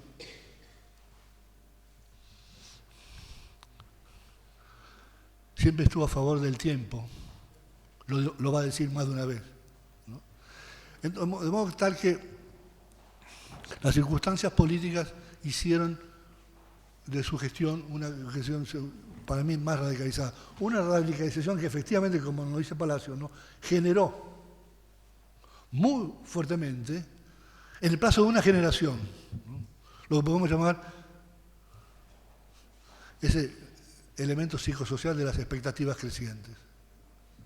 El mundo del trabajo vivió un mundo de expectativas crecientes, por lo tanto, se volvió celoso de lo que había logrado y a partir del año 55, de un modo u otro, ofreció una sólida resistencia a los intentos de volver atrás. Yo diría, a la pregunta concreta, que sí, por supuesto, que también era una estrategia electoral, era una estrategia y un modo de captar voluntades. Como digo, y además que funcionó perfectamente. No sabemos los historiadores hasta qué punto, y el libro de Samuel Amaral, monumental, por cierto, 3 volúmenes así sobre las elecciones del 46, nos ha traído más confusión, diría yo, porque algunas cosas que está así, sabemos ahora muchísimo más sobre las elecciones, pero algunas cosas que suponíamos, apoyos que suponíamos evidentes por la región del país en donde estaba, de repente no eran tan así, o sea que yo creo que es un gran desafío ese libro, porque nos replantea muchas cosas, pero en las elecciones siguientes, en donde él renueva, y cuya victoria fue mucho más abrumadora que la del 46, ahí sí yo no tengo ninguna duda que todos estos trabajadores masivamente, no lo puedo probar, pero no tengo ninguna duda de que todos estos trabajadores que ya tenían la experiencia de hacer uso de esas oficinas estatales amigables, de haber hecho juicio a un patrón y ganárselo, ese es un votante peronista hasta el día que se muere. Entonces, la eficacia de estas para instituciones para ganarse adeptos o votantes, sobre esa eficacia no tengo ninguna duda, más allá de que es un programa de investigación lo que estoy diciendo, ¿no? Alguien lo tiene que ir probando de a poquito, pero yo en principio con mi hipótesis me parece muy fuerte. Y en definitiva, por las dudas, digo, no es lo que más importa a los historiadores, o al menos a este historiador, si lo hizo con un propósito de cálculo o no, ¿no? Yo solamente rescato el efecto, muy probablemente. ¿Qué porcentaje era un cálculo electoralista y qué porcentaje era firme convicción de favorecer a los trabajadores? A mí, francamente, no me interesa, pero es lícito preguntárselo. Digo, no me interesa y no podría contestarlo tampoco, ¿no? Yo creo que si lo reducimos a un cálculo meramente electoralista, le estamos quitando densidad al proyecto de Perón. Una preocupación que tiene Perón y que no comparte para nadie, que casi nadie comparte en la Argentina del año 45, es el avance del comunismo. Cuando va y habla con los empresarios y dice, es bueno sacrificar 20% hoy para no perder el 100% mañana, lo miran y dicen, ¿de qué está hablando? Los empresarios argentinos no están asediados por la sensación de una revolución social inminente. Perón mira a la Argentina con la óptica, es así, que consiguió, ¿no?, en su estadía europea. Tiene una mirada de águila, a donde los argentinos están de un modo u otro cifrados, confinados a la peripecia del país. Entonces Perón dice, escúcheme, hay que hacer algo, porque si no los comunistas van a avanzar. ¿De qué está hablando? Los comunistas son amigos, están en el frente, amigos de los conservadores. Hay que hacer algo. La intensidad es una estrategia preventiva. Y una estrategia de un éxito superior. Argentina es el único país donde no hay comunistas en el movimiento obrero. Los hay en Uruguay, los hay en Chile, los hubo en Brasil. En todo caso, los comunistas del movimiento obrero son una expresión marginal. Lo mío es muy rotundo. Pero aquí ningún gobierno tuvo que confrontarse con una CGT comunista. Porque la eficacia de esa política social como estrategia preventiva, ¿no?, creo que es la verdadera, si ustedes quieren, razón, más que electoralista, ¿no?, del proyecto de Perón. Bueno, muy bien. Aquí una pregunta que se va un poquito más de lo electoral, porque dice que inmediatamente de las elecciones del 46 y asumir el mando, Perón crea el Partido Único de la Revolución, luego el Partido Peronista, y digamos, culmina esto cuando en 1952 el peronismo es nombrado como doctrina nacional, ¿no?, identificando al partido con la nación. Esto Perón lo tenía en cuenta, antes volvemos a la hipótesis, ¿no?, de meternos en la intención de Perón, pero yo entiendo esta pregunta desde la perspectiva de las verdaderas intenciones de Perón, que es un tema un poco discutible, sin duda. Volvamos otro momento a las elecciones, otra vez, a la coalición electoral que logra montar Perón. Sin duda, ya sabemos, no puede descansar sobre los trabajadores organizados. Los hay en el Gran Buenos Aires, hay un núcleo importante en Tucumán, los trabajadores de la FOSTIA, pero si ustedes salen de ahí, va a ser complicado encontrarse con trabajadores organizados en la geografía del país. Córdoba es una provincia agraria, por ejemplo. Estamos acostumbrados a pensarla como una provincia industrial. No, eso es posterior 55. ¿Bien? Entonces, Perón, a través de los interventores, pues, ojo, estamos hablando de elecciones que tienen por detrás una dictadura. Esa dictadura ha intervenido en las provincias. Los interventores son agentes electorales de Perón. Y Perón dice, yo muestro el queso, van a ver ustedes cuánto se van a acercar. Y efectivamente, al queso de Perón son muchos los que se van a acercar. En el interior, naturalmente el peronismo tiene que, de un modo u otro, armarse sobre lo que existía. Y lo que existía, ¿qué era? Radicales y conservadores, radicales y conservadores, radicales y conservadores.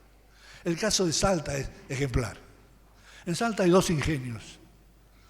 Ingenio de Tabacal, Robustiano, patrón Costas, esa familia Costas. El ingenio Camposanto, la familia Cornejo.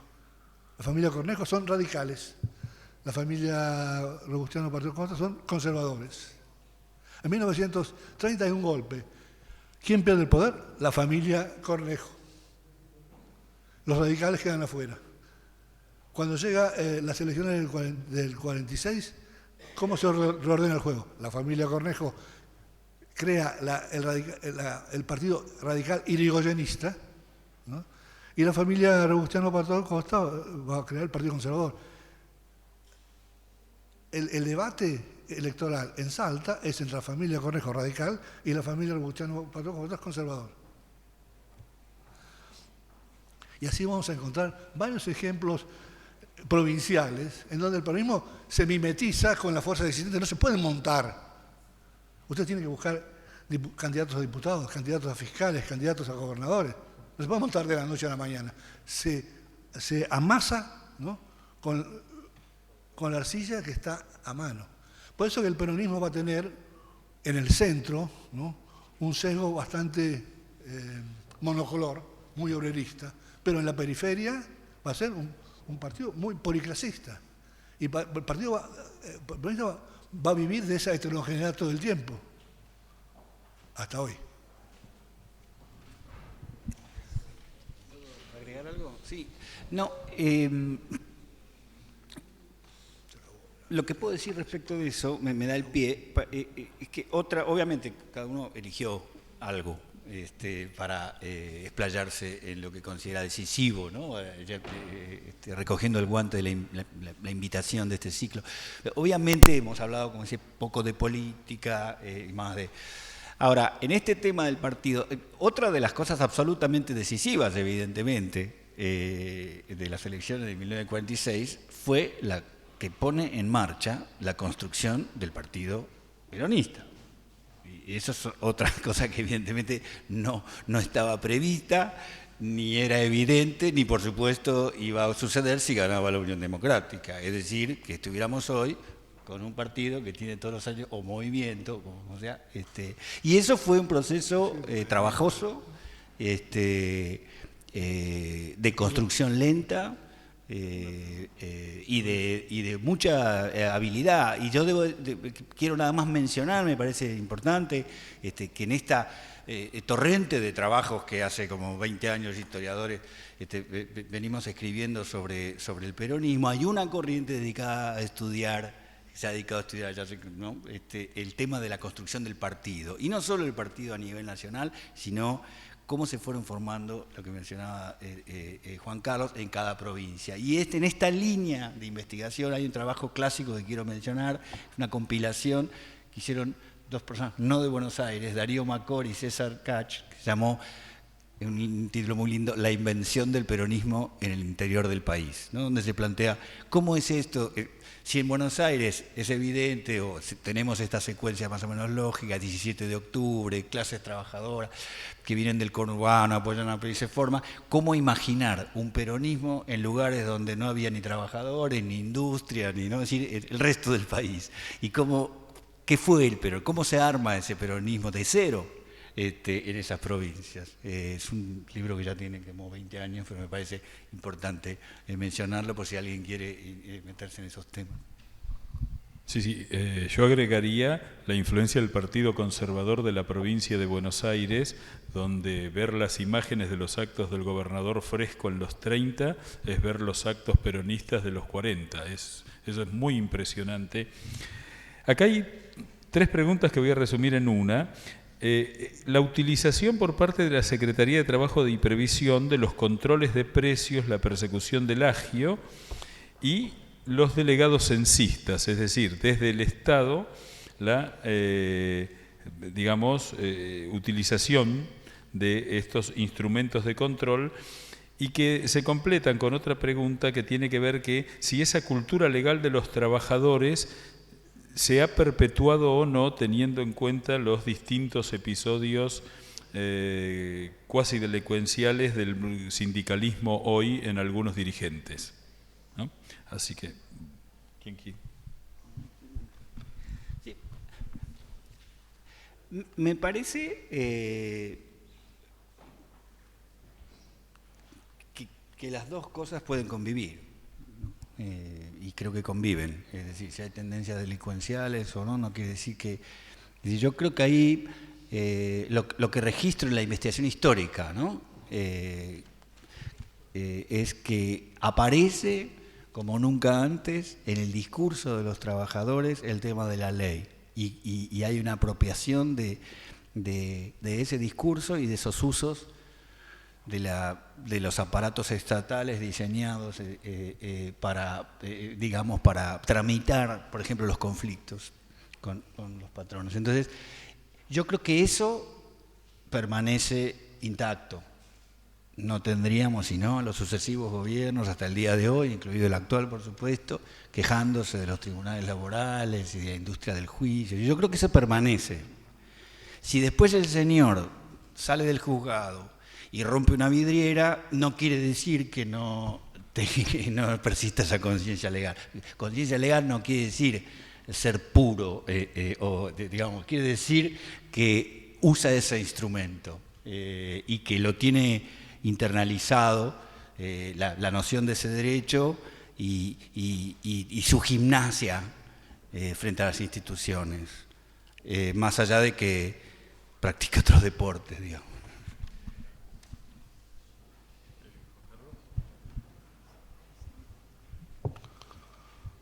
Yo voy a volver, me van a disculpar, a la elección, porque de eso sé, los delegados censistas no tengo ni idea.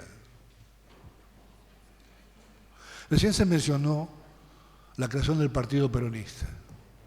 Unas palabras sobre esto. Estamos hablando de una coalición, recién mencionamos una coalición muy amplia, la que monta Perón, con base en los trabajadores en las zonas más desarrolladas y con base a un mundo, ¿no?, más heterogéneo en el interior, donde tenemos familias tradicionales, clases medias, etc. Y todo eso se va a vaciar o condensar en dos formaciones políticas, el Partido Laborista y la Unión Cívica Radical Junta Renovadora. Son las dos caras, ¿no?, que va a tener a la fine, ¿no?, la coalición. Llegado al gobierno, Perón dice, es necesario crear un partido único. ¿Por qué lo dice? Bueno, en principio, pues, la tensión que hay entre el Partido Laborista y la Unión Cívica Radical Renovada es formidable. Los políticos radicales que vienen a la coalición reprochan a los trabajadores, o los sindicalistas, mejor dicho, carecer de cultura parlamentaria. Los miembros del Partido Laborista ven a la Junta Renovadora como el caballo de Troya de la política criolla, ¿no?, metido dentro de una Argentina nueva. Perón dice, vamos a fusionar todo esto en un solo partido. Y primero se va a llamar Partido Único de la Revolución y muy rápidamente, ¿no?, se va a llamar el Partido Peronista. Una decisión equivocada de Perón. Eso no se puede hacer. No se puede juntar cosas tan heterogéneas. La tensión continúa. Los partidos están intervenidos la mayor parte del tiempo. Hasta que al final viene la solución. Una solución que ya la conoció en su momento Getúlio Vargas, que ya la conoció en su momento el PRI en México. Separar a unos y a otros. Y se crea la rama sindical, la rama femenina y la rama política. Y a partir de ahí, más o menos, la tropa encuentra un modo vivendi porque la amalgama, el peronismo no fue un cemento tan aglutinador como para borrar, ¿no? Esas tradiciones sociales y políticas que tenían los trabajadores de un lado y los radicales del otro. Otra vez, esta heterogeneidad, ¿no?, siguió rigiendo durante mucho tiempo en el peronismo. Pero en todo caso, lo que quiero decir es que después del 55, lo único que quedó de toda esa experiencia político-institucional fue los sindicatos. Los sindicatos se volvieron lo que se llamó la columna vertebral del peronismo. Y el partido peronista se volvió de un modo u otro una rueda de auxilio. Tanto así que muchos dirigentes políticos conocidos eran sostenidos por dinero sindical. Eso se ha invertido con el tiempo. Pero en todo caso, quiero volver a ese punto original. Perón cometió un error explicable, no tenía todas las fórmulas a mano, ¿no?, y creó un partido único allí donde fue muy difícil, ¿no?, la convivencia. Y tanto fue así que al final tuvo que bajarse del caballo, admitir, sí, ok. En parte eso lo empujó la propia Evita, que dijo, yo quiero un partido para mí.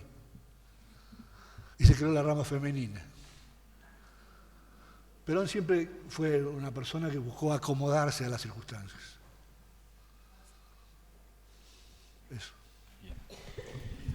Acá hay son 3 preguntas que tienen que ver con el momento de la elección y el porqué de la elección. El alineamiento inicial de la línea del eje en la guerra mundial propiciada por Perón, ¿fue el inicio de nuestra marcada decadencia internacional? Como consecuencia de las nuevas leyes laborales, se convirtió la Argentina en un país que jamás pudo o puede actualmente competir en el mercado de comercio internacional. ¿Eso tiene que ver con la ubicación en el mundo? Y ese triunfo de Perón en el 46, ¿es el que hizo que la Argentina pasara del puesto 10 al puesto 50? Preguntas sencillas para contestar.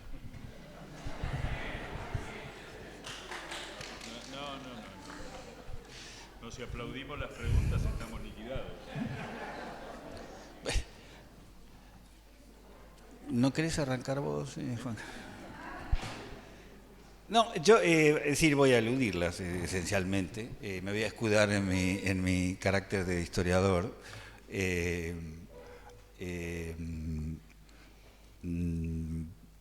Sencillamente, en términos generales, no comparto ideas monocausales para fenómenos así tan generales como el número 10, el puesto que estamos en el mundo, y en particular para el caso argentino,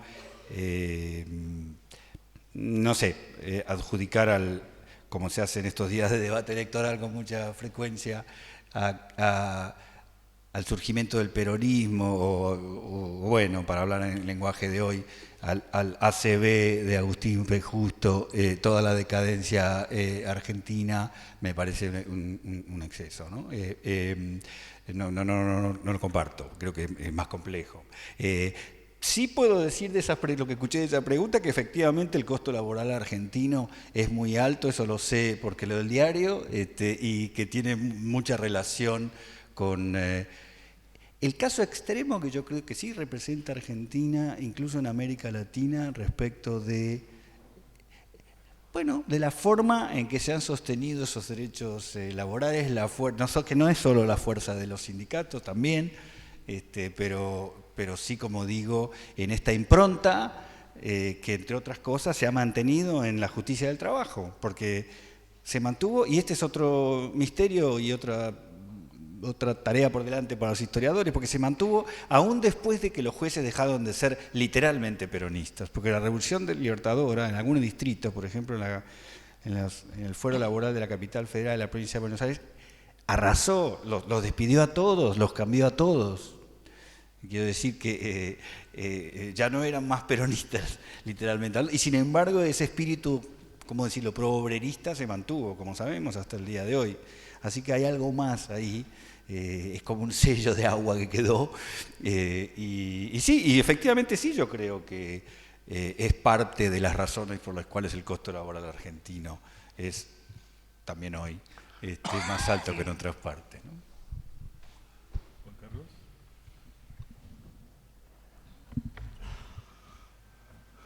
Sobre ciertas cosas yo tengo alguna familiaridad, sobre otras no. Sobre el puesto 15-50 no tengo idea. A propósito de Perón y los nazis, Perón se desmarca rápidamente, y yo siento mucho, estoy para otra cosa. Se desmarca de cualquier filiación nazifascista. Perón buscará todo el tiempo tener buenas relaciones con Estados Unidos, sobre todo porque Estados Unidos ha elegido Brasil. Visto el neutralismo argentino, Estados Unidos decidió financiar la compra de armas por parte de Brasil. Y el ejército argentino, eso fue un dolor de cabeza. De modo que había que, de un modo, equilibrar los tantos. Y Perón buscará sin duda, ¿no?, una aproximación con Estados Unidos. Pero en realidad, en materia de política exterior, Perón va a converger en un espíritu típico de la década del 40, fin del 40, que es el tercerismo. Países que dejan las colonias buscan un lugar distinto entre Occidente y Oriente. Y Perón va a frasear ese lugar en términos de el tercer mundo, la tercera posición. De modo que va a ser una posición siempre compleja de plasmar, pero revela una búsqueda de creatividad, ¿no?, en medio de esa confrontación entre Occidente y Oriente, entre el comunismo y el capitalismo. Pero Perón, por eso digo, no creo que haya elegido mantener los entusiasmos de sus coroneles amigos por el nazifascismo. Lo que no obstó, y eso es una, les invito por favor a esta comprobación que yo hago de tanto en tanto. Ve una película europea y dice, los nazis se van a la Argentina. Es un lugar común en Europa pensar a Buenos Aires como el lugar de refugio de los nazis. Eso puede ser. A cada rato me entero de una novedad. Entonces, hubo acá, ¿no?, fuerzas, refugios, redes, ¿no?, que abrieron las puertas, ¿no?, a refugiados nazis. Mientras que la política oficial del gobierno no tiene nada que ver con eso. Digo, creo que no. Pero en todo caso, si ustedes ven las películas o ven las series, ¿no?, así como en Estados Unidos el sur es el lugar de los negros y del jazz, la Argentina es el lugar de los nazis en la década del 40. Casi la gente no tiene que explicar nada. Entonces, digo, y eso no va a definir la política de Perón, que va a ser una política de otra naturaleza. Bueno. Aprovecho, Juan Carlos, un comentario, una pregunta sobre eso, que tiene que ver con lo que hablaste al principio de la relación entre el peronismo y el fascismo, que surge muchas veces no solo en las películas europeas, también acá hay una especie de lugar común repetido que arranca con el viaje a Italia, el conocimiento, la experiencia fascista de primera mano, y me da la impresión de que en parte eso está prefabricado incluso antes de la llegada del peronismo. Yo recuerdo siempre una tapa de la revista Time del año 45, donde está el embajador Breiden con un aparato mata mosquitos que apunta a toda Sudamérica, y cada mosquito es una esvástica. Me parece que ya de antemano hay armada una imagen que lo que se va a producir en la Argentina es la llegada del fascismo a América del Sur, incluso antes que Perón haya hecho nada. Entonces, también creo que en el campo interno, vos hablaste del comunismo y su intento por formar el Frente Antifascista, también aquí se ha ido conformando una imagen prefabricada de lo que el peronismo puede significar, que lo asocia muy fuertemente al fascismo. Entonces me pregunto si no hay, por un lado, algo casi independiente de la voluntad o de las intenciones o de la ideología que el peronismo pudiera haber tenido en esa construcción de una relación estrecha con el fascismo y que viene dada por factores externos. Eso por un lado. Al mismo tiempo, No hemos mencionado, por ejemplo, Eduardo mencionó a la pasada el antecedente de Fresco en la provincia de Buenos Aires. Un personaje interesante como Figuerola encarna, en cierto modo, recetas corporativistas en la construcción del aparato o del movimiento obrero peronista que son de una corriente distinta a la italiana y que también tiñen, en cierto modo, el peronismo de esa presencia de un rasgo corporativista. Entonces, ¿cómo evaluar esa idea, esa vinculación tan común, no solo en películas europeas que ven a la Argentina como un refugio nazi, sino esa idea de que el peronismo era la encarnación del fascismo en la Argentina? Hay elementos que uno podría decir lo vinculan a tradiciones corporativas no fascistas, y hay toda esta construcción previa que a veces parece obedecer más al Departamento de Estado norteamericano que a nada que Perón haya hecho en su vinculación con el fascismo, ¿no? Eso como una pregunta. Y la otra, aprovecho para meter una pregunta a Juan Manuel. La oposición, el por qué se produce esa oposición cerril, digamos, al avance de un derecho laboral que ha ido avanzando de manera más pacífica en otros lugares. Me da la impresión que cargaste mucho las tintas en la idea de la afectación de intereses económicos. Digamos, el patrón de estancia que se irrita porque vienen a ver si se cumple o no el descanso dominical. Descontando que eso existe, yo diría, hay también una oposición doctrinaria a la concepción de la justicia peronista, no solo porque inclina la cancha, sino porque transforma la idea del derecho, que sobre todo dentro de la profesión jurídica, algunos mantienen asociada a una tradición clásica del derecho constitucional. La ley es una cosa distinta a cualquier norma que se sanciona en el Congreso, tiene ciertos rasgos de generalidad, de no afectación de un interés particular, etc. Me parece que también hay una oposición doctrinaria fuerte, a pesar de los avances del derecho laboral, a lo que el proyecto de la justicia peronista significa en términos de abandono o sobrepasar por completo una herencia de constitucionalismo liberal para instalar otra cosa distinta en términos de qué significa el derecho y la ley. En 1945, en la playa de Mar del Plata, la gente salió y vio un submarino alemán. Submarino alemán. Está toda la geografía de América del Sur. ¿Por qué el submarino alemán va a buscar el último país del confín? Alguien le dijo, esa es tierra amiga. Por supuesto, bajaron los militares. El jefe del submarino tenía 23 años. Otro recuerdo de que la última tropa de Hitler eran todos pibes. Pues ya los que no eran pibes los habían perdido en la campaña de Rusia. Bajan y, por supuesto, se presentan y enseguida los ponen en un avión y los llevan a Estados Unidos. Entonces, los llevan a Estados Unidos para interrogarlos, porque están ahí, etc. Entonces, Argentina, lugar de refugio de submarinos alemanes, y que a su vez la tripulación es puesta en prisión y nos manda a Estados Unidos. De modo que si aparece la revista Time en el año 45, ¿no? En el 38, en el año 45, con la esvástica en la Argentina, por lo menos un submarino había. Entonces, con independencia de otra vez, de las políticas del gobierno, ¿no? Había indicios, ¿no?, de una conexión. Y cuando vengan los servicios secretos israelíes a buscar a nazis en Argentina, los van a encontrar, aquí y en Bolivia. ¿No? Bien.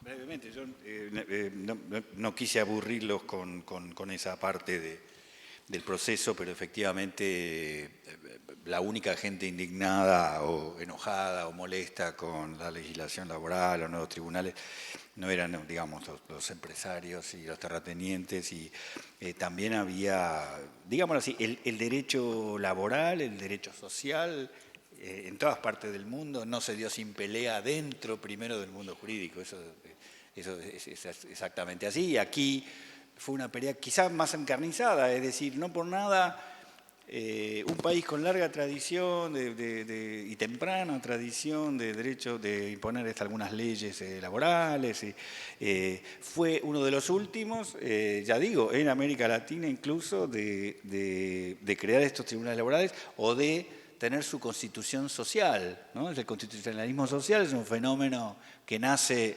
unos dicen con la Constitución de Weimar en 1919, otros con la Constitución mexicana de 1917, que básicamente implica incorporar o dar rango constitucional derechos sociales, ¿no? Derecho al trabajo, el derecho, la creación de los tribunales laborales, todo eso darle rango constitucional. Y eso no sucedió en la Argentina hasta mucho más tarde que en otros países, ¿no? O sea que la resistencia incluso no solo existió efectivamente, gracias por recordarlo, sino que fue muy fuerte dentro incluso del mundo jurídico. Y la forma, ahí sí, los modos en lo que hizo Perón y esos discursos tan encendidos contra la justicia y las leyes de la oligarquía le ponía un condimento mucho más irritante al asunto, ¿no?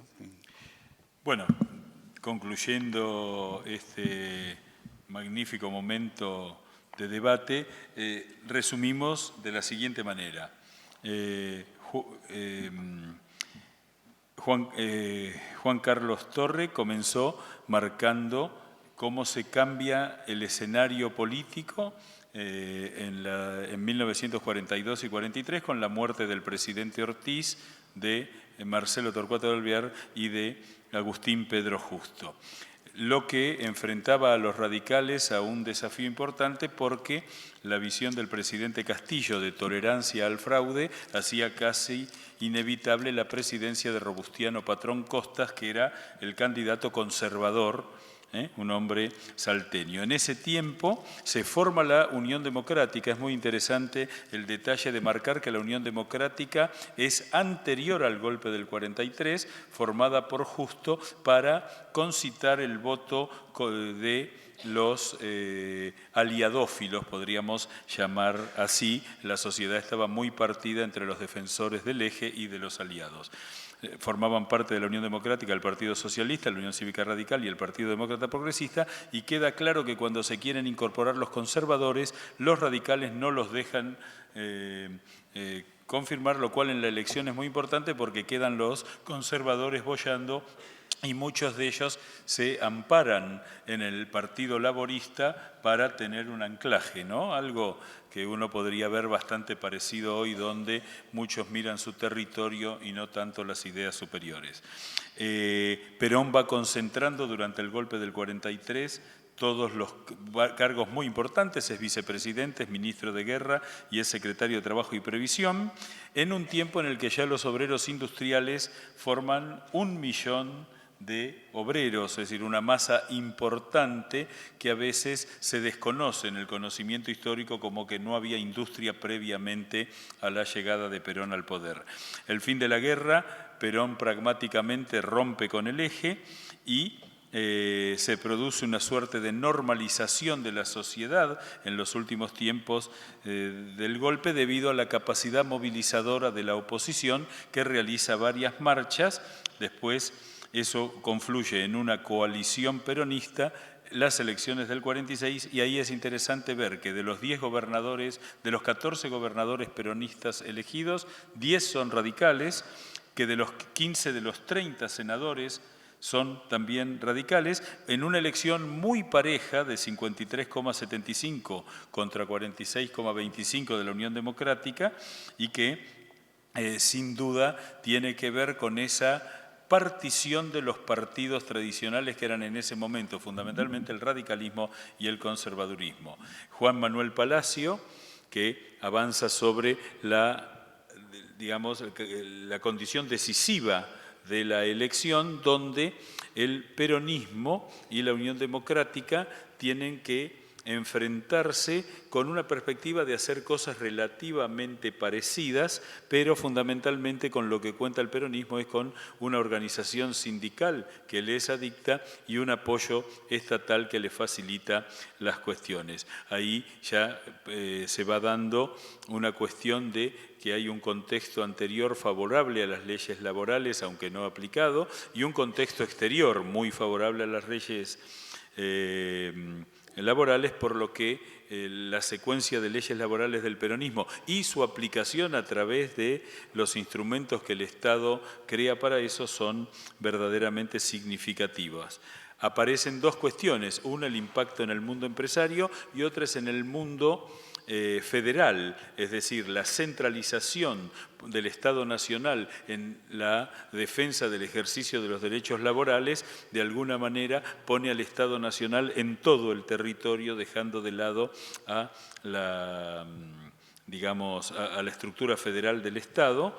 Ahí aparecen las dependencias, primero la Secretaría de Trabajo y luego las delegaciones, en las cuales hay dos aspectos: uno, la propaganda, es decir, la explicación de las leyes laborales y su aplicación, y el asesor letrado, que es el que ayuda a que la justicia laboral actúe, y de alguna manera podría verse esto como una contradicción o una dicotomía entre la capacidad del Estado de fomentar el conflicto y la paz predicada en ese tiempo.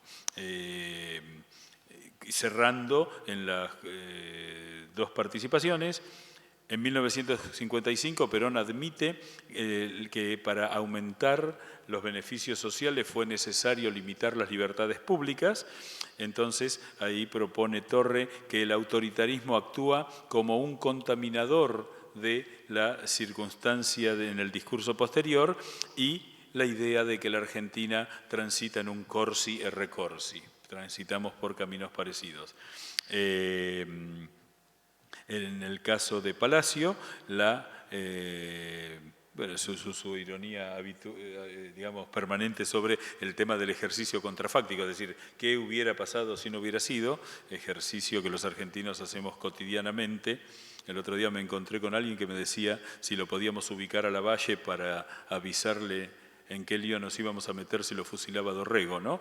Eso es bastante habitual en nosotros. Y Palacio, que habla de que ese autoritarismo al que se puede atribuir al peronismo es tardío, aunque se aplica metodológicamente, que tiene un sesgo genérico, es decir, esa curiosa anclaje del peronismo en el mundo sindical, que no le fue siempre sencillo a Perón manejar, y fundamentalmente lo que significa como una elección decisiva. Quedó una pregunta, pero que la vamos a responder más adelante, que es si estas elecciones que vienen son decisivas, pero bueno, eso ya, como es un ejercicio contrafáctico, lo dejamos para otros debates, ¿eh? Muchísimas gracias. Por favor, un aplauso para los dos disertantes. Por favor, a la salida dejen las encuestas, así podemos ir avanzando en la mejora de estos encuentros. Muchísimas gracias.